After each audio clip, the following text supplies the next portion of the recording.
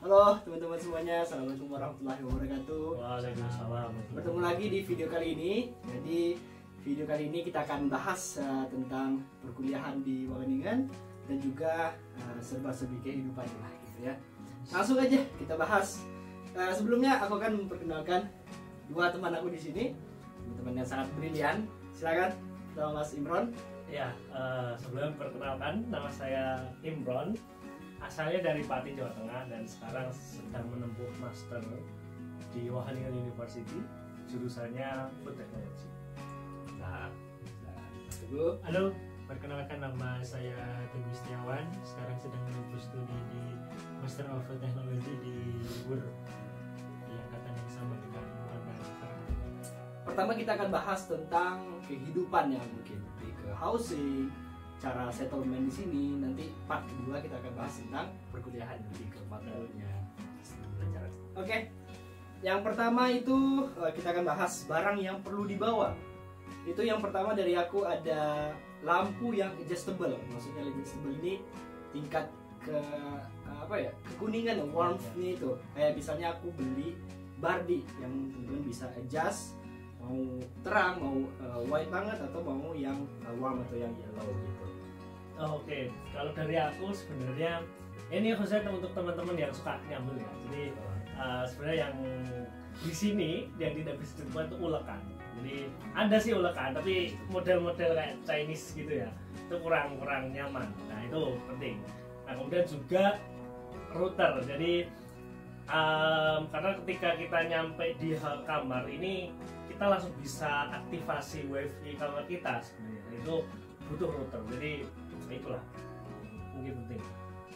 Saya rasa teman-teman nanti yang perlu datang ke Wageningen itu sangat penting untuk membawa rice cooker dari Indonesia, karena rice cooker yang ada di Belanda itu hanya bisa mode cook aja, tapi nggak bisa untuk warm.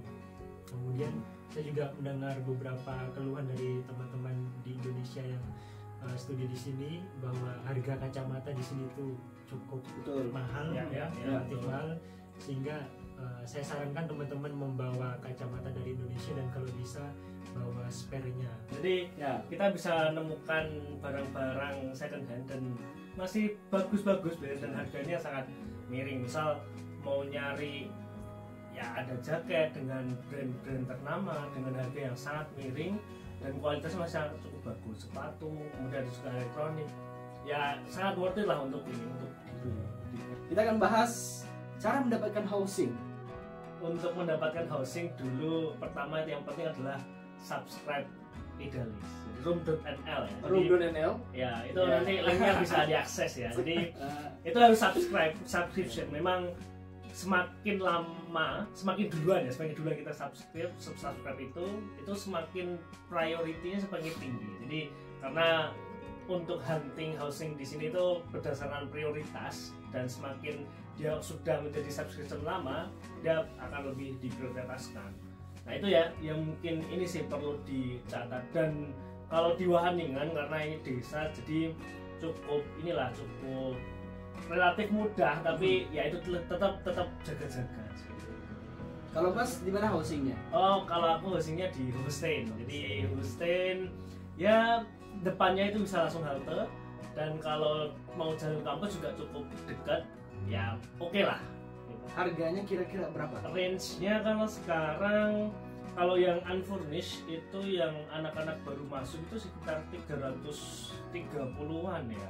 Kalau yang furnished itu sekitar 400 atau 380 dan 990 sekitar segitu. Jadi setiap tahunnya pasti naik sih untuk harga housing ini. Karena dulu aku pas masih pertama kali di sini itu housingku furnish itu 332 seperti itu. Sekarang udah 380. Baik ya. Gitu. Oh iya, tadi Mas Imron juga jelasin ada unfurnished, Yes. yang mana itu pas kita masuk itu kamarnya betul-betul kosong, Ya. jadi nggak ada rangka bed, nggak ada meja, nggak ada lemari. Tapi kelebihannya itu nggak ada tenggat waktu akhir Yes, ya. betul. Ya.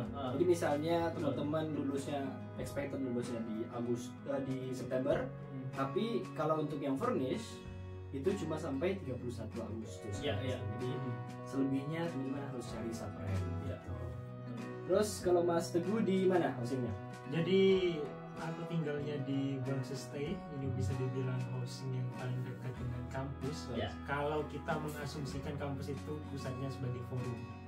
Kemudian untuk Bronxestay, aku lupa range harga untuk detail beberapa kamarnya. Tetapi kalau di Bronxestay itu semuanya furnished, tinggal beda-beda size kamar aja. Kalau misalkan yang standar kisaran 18 meter persegi itu ada di kisaran 550 sampai 570 euro lah seperti itu, tergantung ketinggian lantai juga.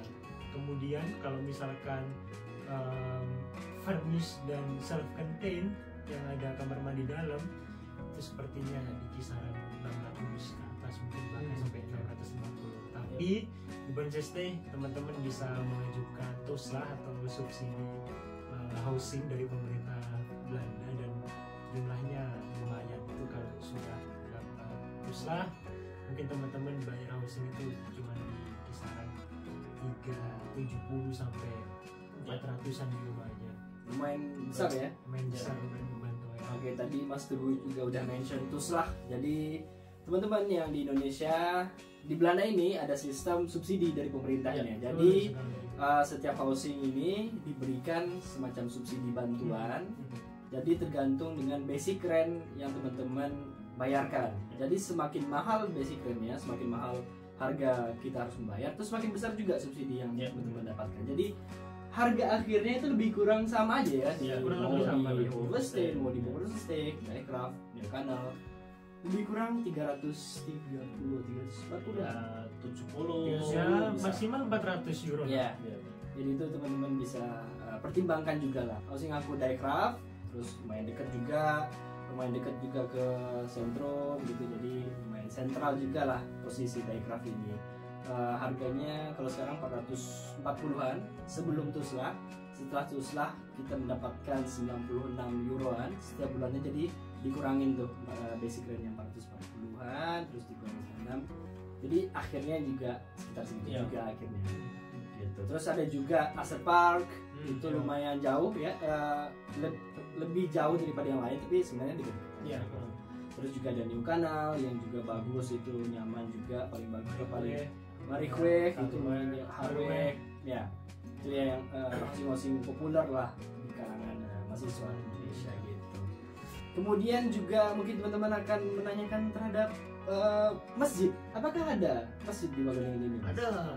Kita biasa sebut Masjid Wageningen ini juga ada kegiatan sholat 5 waktu berjamaah, jadi teman-teman jangan khawatir sewaktu seandainya ingin melaksanakan sholat zuhur atau asar bisa langsung datang ke masjid. Terus sholat Jumat itu dilaksanakan kalau waktunya CEST lagi summer time itu dimulai di jam 2.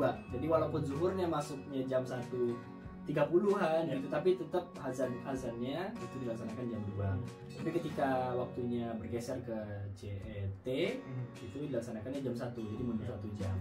Terus bahasanya gimana? Bahasa khutbah nih Mas? Ya kalau di moske dan di moske Wageningen kan karena tadi mayoritas pengelola adalah Timur Tengah atau Maroko, jadi bahasanya ada 3, bahasa Arab, kemudian bahasa Inggris dan bahasa Belanda. Nah perlu juga sebenarnya kalau kita keluar dari Wageningen kan masjid Indonesia pun ada, jadi ada juga. Masjid Indonesia di Den Haag, Al Hikmah sama Amsterdam Al Ikhlas namanya. Itu 2 masjid Indonesia yang udah berdiri. Di Utrecht ada juga, masih baru lah ya, masih sedang dalam proses. Jadi SGB. Nah itu cukup ini sih worth it untuk juga ikut nimbrung di kegiatan-kegiatan masjid di Indonesia, karena pasti dapat makanan Indonesia. Pasti. Selain komunitas, selain komunitas, aspek ibadahnya, ilmu, aspek makan-makannya juga adalah untuk melepas kangen ke tanah air gitu kan. Oke, next kita bakal bahas tentang bagaimana sih kita cara dapetin makanan atau groceries yang halal friendly gitu, atau yang sehari-hari Mas lakukan tuh seperti apa? Belinya di mana sih? Jauh nggak, susah nggak gitu? Ya.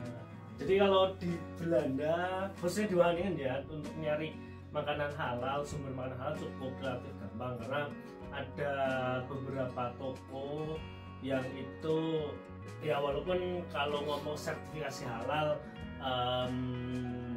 di Belanda tidak semasif di Indonesia dan memang masih sangat kurang. Tapi untuk label halal, melabeli produk itu halal itu ada beberapa toko karena cenderung biasanya ini ya dari toko-toko Turki, Timur Tengah gitu. Jadi ayam halal itu namanya Ivan, kemudian juga ada Zamzam, terus ada di dunia itu juga ada daging-daging halal, ayam, daging biasa, kemudian juga inilah bahkan ada rempelowati juga. Jadi ada? Ya, di Ivan ada rempelowati juga. Jadi itu sumber halal.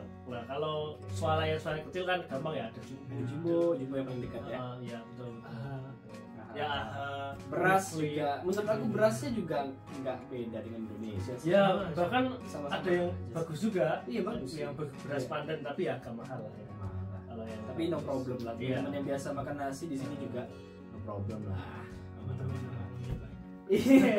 Di Wageningen itu ada Jumbo, Lidl, AHA, terus ada Ivan, Zamzam, Dunia.